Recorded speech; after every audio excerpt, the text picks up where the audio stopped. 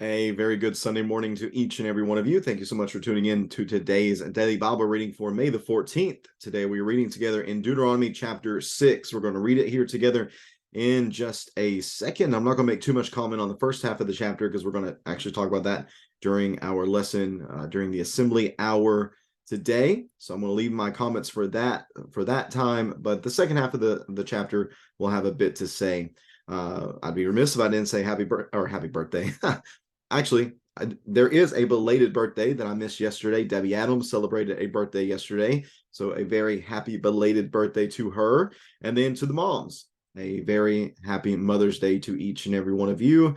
If you are a mom, if you put in the hard work of being a mom, then I hope you feel honored and appreciated today. And I encourage all of us to reach out to our moms if we have the ability to do so and thank them for the impact they've had in our lives.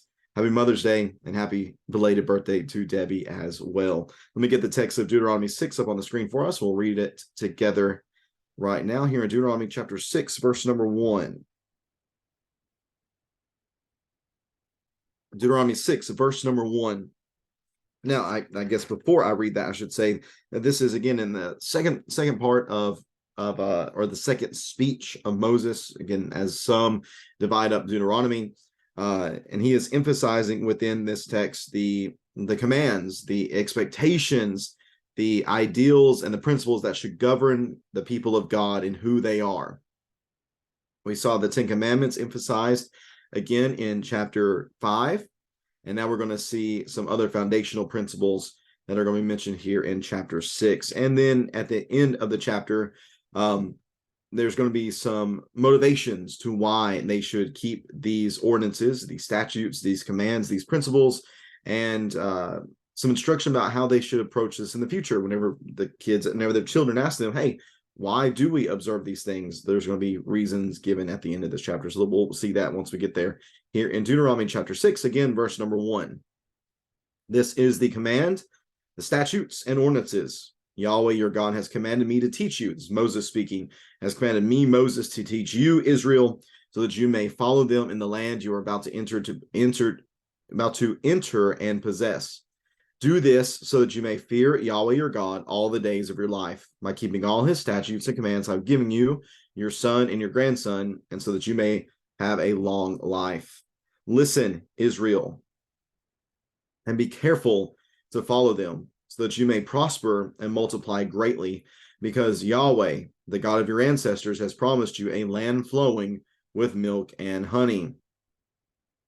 Listen, Israel, Yahweh our God, Yahweh is one. Love Yahweh your God with all your heart, with all your soul, with all your strength. These words I'm giving you today are to be in your heart. Repeat them to your children. Talk about them when you sit in your house, and when you walk along the road, when you lie down, and when you get up. Bind them as a sign on your hand, and let them be a symbol on your forehead. Write them on the doorpost of your house and on your city gates. When Yahweh, your God, verse number 10, brings you into the land he swore to your ancestors, Abraham, Isaac, and Jacob, that he would give you, a land with large and beautiful cities that you did not build, houses full of every good thing that you did not fill them with, cisterns that you did not dig, and vineyards and olive groves that you did not plant. And when you eat and are satisfied, be careful not to forget Yahweh, who brought you out of the land of Egypt, out of the place of slavery. Fear Yahweh your God, worship him, and take your oaths in his name. Do not follow other gods, the gods of the peoples around you. For Yahweh your God, who is among you, is a jealous God. Otherwise, Yahweh your God will become angry with you and obliterate you from the face of the earth. Do not test Yahweh your God as you tested him at Massah. Carefully observe the commands of Yahweh your God, the decrees and statutes he has commanded you.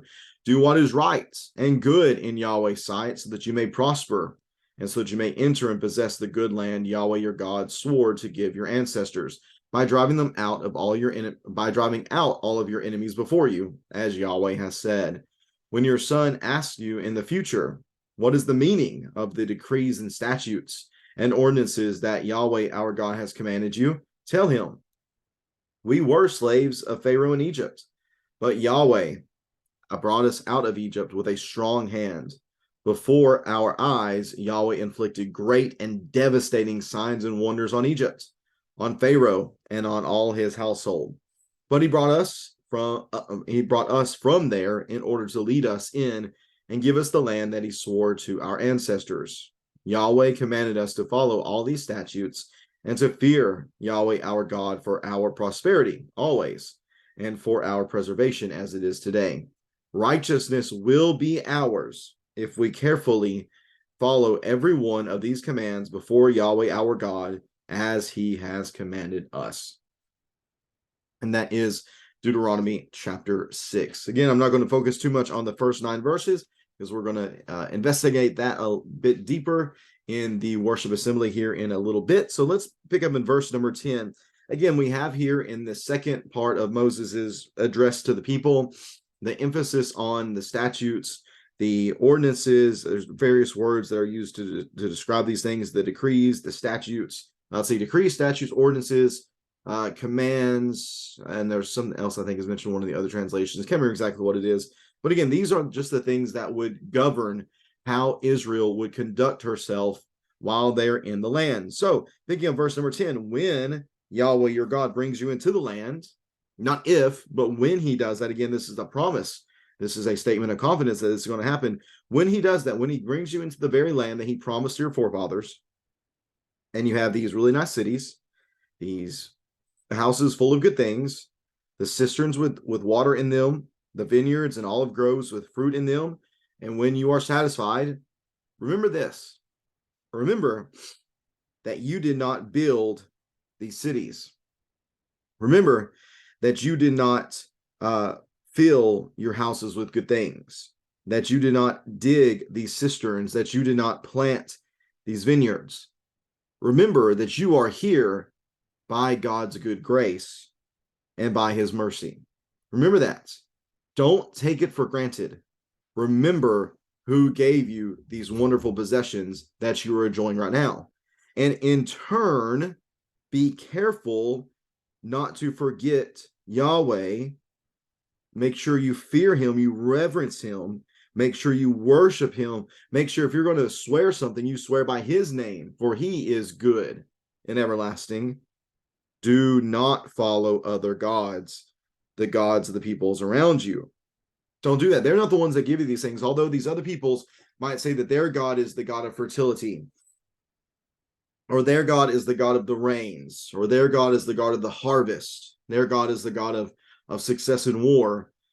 All of those are false statements. No, there is only one God who is of everything, and that is Yahweh, your God.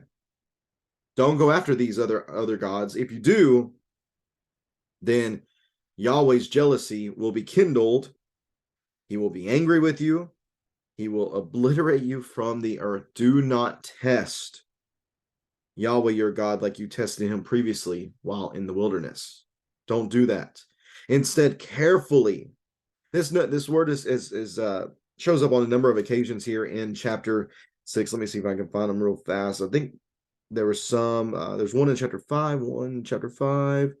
Let's see if I can find them real fast. I know there's one instance, chapter 5.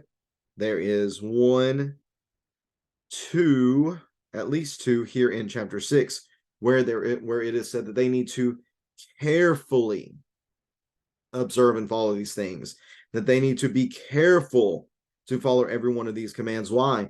Because the God who gave you all these things has also given you these principles to live by. These are a part of his covenant. And in fact, the blessings that you're receiving are because you have kept the covenants. But if you don't, if you rebel, then the curses are going to be what you have to experience instead. So do not go back on Yahweh. Do what is right, do what is good in his sight, and you will prosper. Now, verse number 20, once they've been in there for a little while, and the children are involved in participating in all these decrees and statutes and ordinances, they might say, hey, why do we do these things? Or what's the meaning behind these things? Well, why does this God get to tell us what to do? Why do we honor him in this way? And the answer is, well, because of the Exodus, that we were slaves of Pharaoh in Egypt. We were downtrodden. We were in the pits of despair. Yet we cried out to him. We cried out to the God of our father Abraham and our father Isaac and our father Jacob. And he heard us. And he brought us out of Egypt with a strong hand. Before our eyes, Yahweh inflicted great and devastating signs and wonders on Egypt, on Pharaoh, and on his household. We have seen his power. We have seen his ability. We have seen his deliverance. And in fact, again, we're here because of promises he made to Father Abraham. So he has the right. He has the right as our God to command us to follow these statutes. He has the right for, or he alone has the right for us to fear him and to reverence him. He is the one who does these things. Therefore, we should pursue to live as he would have us to live, which that could be defined again as righteously. Verse 25, righteousness will be ours if we are careful to follow every one of these commands before Yahweh our God as he has commanded us. We will be able to have right standing and to have a right relationship between Yahweh if we follow his decrees. Now, as you read that, you might be thinking, well, this is just making sure they have just straight up obedience, that they just do what they're told and they'll be good to go. And yet, we did skip the first half of the chapter because again, I'm going to speak about it more in a little bit. So if you're listening to this later on, I encourage you to go to our website, loudoncoc.org, go to May 14th of 2023 and check out our worship assembly sermon for today. And you're going to see where we're going to look at the Shema, as it is known, Deuteronomy 6 and verses 1 through 9. And we're going to emphasize in that text, or from that text, that it's not only obedience to the commands, it's not only keeping these things, but it's to do so with a proper heart. That they're to do this out of love for their God. It's not just looking for straight, heartless, robot-like obedience. No, it's to do these things from a heart that flows with love and appreciation and reverence and respect for their God. So we're going to talk about that here in a little bit. I hope you'll be able to tune in for that as well. I appreciate so much you taking the time to read along with me today on this Sunday morning, on this Mother's Day 2023. Hope everyone has a great rest of their Sunday, especially as we get to gather here in a little while to study together and to worship together as well. May God bless you in all that you do, and hope you'll tune in tomorrow as we read together. We'll be reading chapters 7 and 8 tomorrow here in Deuteronomy chapter 7, Deuteronomy chapter 8. Hope you can tune in then. Again, have a great rest of your Sunday. God bless all the mothers out there. I hope we'll see you tomorrow. Take care.